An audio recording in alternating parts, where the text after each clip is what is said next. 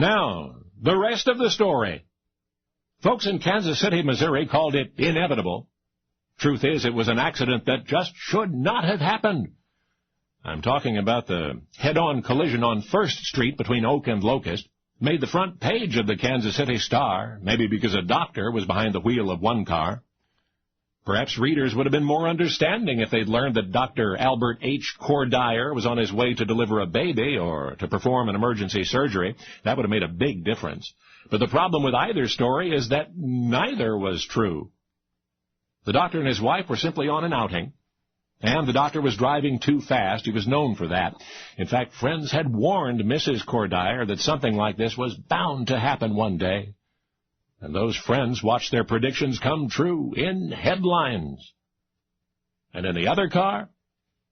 Well, it was another prominent Kansas City citizen, Herbert A. Walpole. Just where Herb was going that day was never made quite clear, but one thing was certain: he was on his way there in a hurry. That's right, another notorious speeder. Herb had always wondered why no one would ride with him, why no one would accompany him even to a destination 3 blocks away. And now he and everyone knew why. Had the accident not made the papers, it would surely not be remembered here. But there was a very good reason that head-on collision found its way into print. Can you guess what that was? Now, the most frightening aspect of any head-on collision is that you're dealing with the compounded speed of both vehicles. That means that if both cars are traveling only, say, 20 miles an hour, for either car the impact is equivalent to a 40-mile-an-hour crash into a brick wall. That considered, Herb Walpole and Dr. Cordier were the luckiest folks in Kansas City when they encountered each other that day on 1st Street. There was no bodily harm, either to the doctor or to his wife or to Mr. Walpole. In fact, neither driver received as much as a speeding ticket, which, according to bystanders, both deserved. Witnesses were quoted as saying that on that May morning, the drivers just looked silly. But as I say, there's a reason we recall that silliness. Because, you see, Kansas City's crowd-drawing, headline-making collision happened in May of 1901.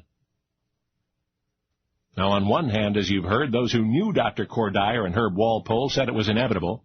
But on the other hand, there's no reason in the world that it should have happened in the first place. The streets were not slick with rain, nor was visibility impaired by dark or fog, and the traffic was...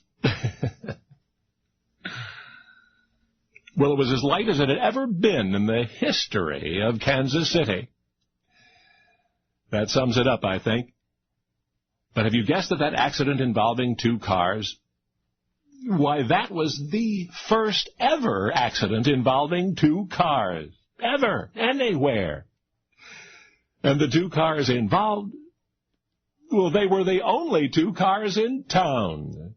Now, you know the rest of the story.